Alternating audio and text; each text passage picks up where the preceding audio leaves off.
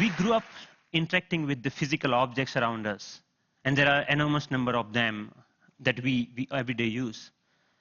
Unlike our most computing devices, these objects are much more fun to use with. When you talk about objects, one another thing automatically comes attached to that thing, and that is gestures, how we manipulate these objects, how we use this object in everyday life. We use gestures not only to interact with these objects, but we also use to interact with each other. Like gesture of namaste, maybe to respect someone, or maybe in India, I don't need to teach a kid that this means 4 run in cricket. It comes as a part of our everyday learning. So I'm very interested from beginning that how can our knowledge about everyday objects and the gestures and how we use this object can be leveraged to our interaction with the digital world. Rather than using a keyboard and mouse, why can I not use my computer in the same way that I interact in the physical world?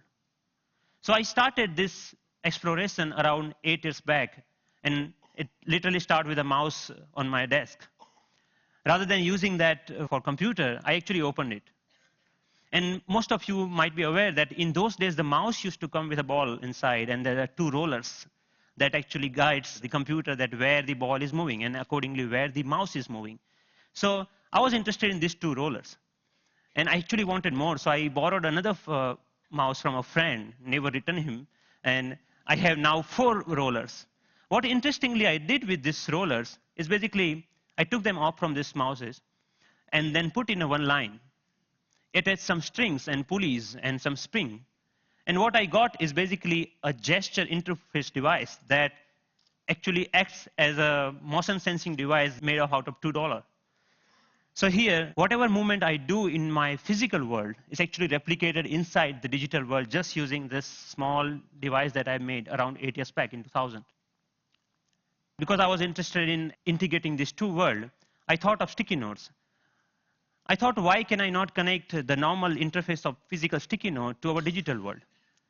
A message written on a sticky note with my mom on a paper can come to an SMS, or maybe a meeting reminder automatically syncs with my digital calendar. And a to-do list automatically syncs with you. But you can also search in the digital world, or maybe you can write a query saying, what is Dr. Smith's address? And this small system actually prints out. So it actually acts as a paper input-output system, just made out of paper. In one another exploration, I thought of making a pen that can draw in 3 dimensions.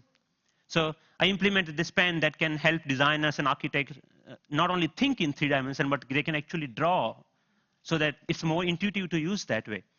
Then I thought, why not making a Google map, but physical world? Rather than typing a keyword to find something, I put my objects on top of that. If I put a boarding pass, it will show me where is your flight gate. A coffee cup will show you where you can find more coffee, or where you can trace that cup. So this was some of the earlier explorations I did, because the goal was to connect these 2 worlds seamlessly. Among all these experiments, there was one thing very common. I was trying to bring a part of the physical world to the digital world. I was taking some part of the objects or anything intuitiveness of the real life and bringing them to digital world. Because the goal was to make our computing interfaces more intuitive. But then I realized that we humans actually are not interested in computing. What we are interested is in information. We want to know about things. We want to know about dynamic things going around. So I thought about last year, in the beginning of the last year, I started thinking that why can I not take this approach in reverse way? Maybe how about I take my digital world and paint the physical world with that digital information? Because pixels are actually right now confined in these rectangular devices that fits in our pocket. Why can I not remove this confine and take that to my everyday objects, everyday life, so that I don't need to learn the new language for interacting with those pixels? So in order to realize this dream, actually I thought of putting a big size projector on my head. I think that's why it's called head-mounted projector, isn't it? I took it very literally and took my bike helmet, put a little bit cut over there so that project actually fits nicely. So now what I can do, I can augment the world around me with this digital information. But later, I realized that I actually wanted to interact with those digital pixels also. So I put a small camera over there that acts as a digital eye. Later, we moved to a much better consumer-oriented pendant version of that, that many of you are now knowing as SixthSense device. But the most interesting thing about this particular technology is that you can carry your digital world with you wherever you go with you. You can start using any surface, any wall around you as an interface. The camera is actually tracking all your gestures. Whatever you are doing with your hands, it's understanding that gesture. And actually, if you see, there are some color markers that in the beginning version we were using over there. You can start painting on any wall, that you stop by a wall and start painting on that wall. But we are not only tracking here one finger. We are giving you the freedom of using both of hands. So you actually can use both of your hands to zoom into or zoom out a map just by pinching operation over here.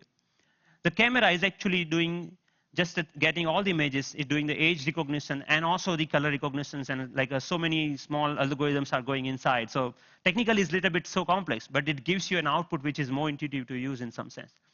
But I'm more excited that you can actually take it outside.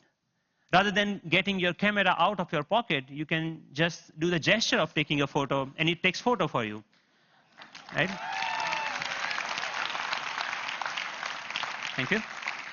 And later, I can find a wall, anywhere a wall, and start browsing these photos. Or maybe, okay, I want to modify this photo a little bit and send it as an email to a friend.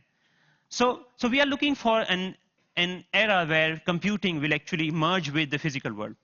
And of course, if you don't have any surface, you can start using your palm for simple operation. I'm here, I'm dialing a phone number just using my hand. Yep. The camera is actually not only understanding your hand movements, but interestingly, is also able to understand what objects you are holding in your hand. What we are doing here is actually, for example, in this case, the book cover is matched with so many thousands of, or maybe millions of books online, and checking out which book it is. Once it has that information, it finds out more reviews about that, or maybe New York Times had a sound overview on that, so you can actually hear on a physical book as a review of a sound. Gave a famous talk at Harvard University. This was Obama's last visit last week to MIT.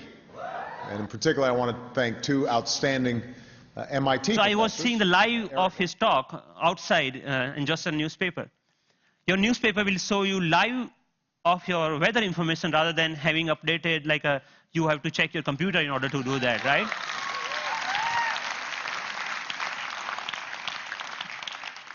When I'm going back, I can just use my boarding pass and to check, oh, my flight has been how much delayed. Because at that particular time, I'm not feeling of opening my iPhone and checking out a particular icon.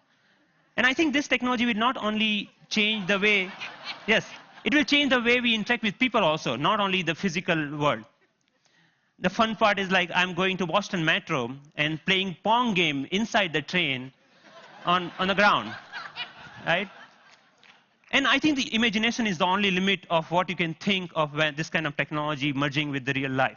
But many of you argue, actually, that all of our work is not only about physical objects. We actually do lots of accounting and paper editing and all this kind of thing. What about that? And many of you are actually excited about the next generation tablet computers to come out in the market. So rather than waiting for that, I actually made my own and just using a piece of paper. So what here I did is remove the camera. All the cameras, webcam, have a microphone inside that camera. I removed that microphone from that. And that, just pinch that, like just make a clip out of that microphone and clip that to a piece of paper, any paper that you found around. So now the sound of the touch is exactly getting me when exactly I'm touching the paper. But the camera is actually tracking where my fingers are moving. You can, of course, watch movies. Good afternoon. My name is Russell, and I am a wilderness explorer in Tribe 54. And you can, of course, play games.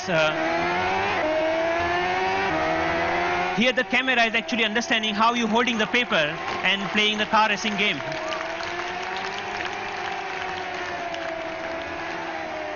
Many of you already must have thought, okay, you can browse. Yeah, of course, you can browse to any website. So you can do all sort of computing on a piece of paper wherever you need it. So, but more interestingly, I'm interested that how we can take that in a more dynamic way. when I come back to my desk, I can just pinch that information back to my desktop so that I can use my full-size computer. And why only computers? We can just play with papers. Like paper world is interesting to play with. So here I'm taking a part of a document and putting over here the second part of from second place, and I'm actually modifying the information that I have over there.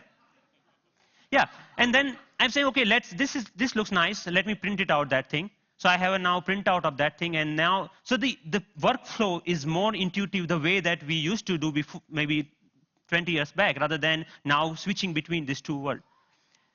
So as a last thought, I think that integrating information to our everyday objects will not only help us to get rid of the digital divide, the gap between these two worlds, but will also help us in some way to stay human, to be more connected to our physical world. And it will actually help us not end up being machines sitting in front of another machines. So that's all. Thank you.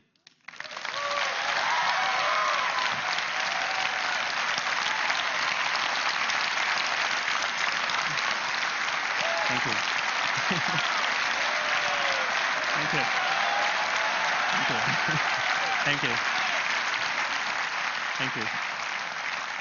So Pranav, first of all, I mean, you're a genius. This is incredible, really. Thanks a lot. What are you doing with this? Is there a company being planned, or is this research forever, or what? So there are lots of companies, actually sponsored companies of Media Lab, interested in taking this ahead in one or the way. The companies like mobile phone operators want to take this in a different way than the NGOs in India are thinking that why can we only have sixth sense? We should have a fifth sense for missing sense people who cannot speak. Maybe this technology can be used for them to speak out in a different way, but maybe speaker system. I mean, what are your own plans? Are you staying at MIT, or are you going to do something with this? I'm trying to make this more available to people so that anyone can develop their own sixth sense device, because the hardware is actually not that hard to manufacture or something, hard to make your own. And I will provide all the open source software for them, maybe starting next month. So that open source? Wow. Yes. Wow.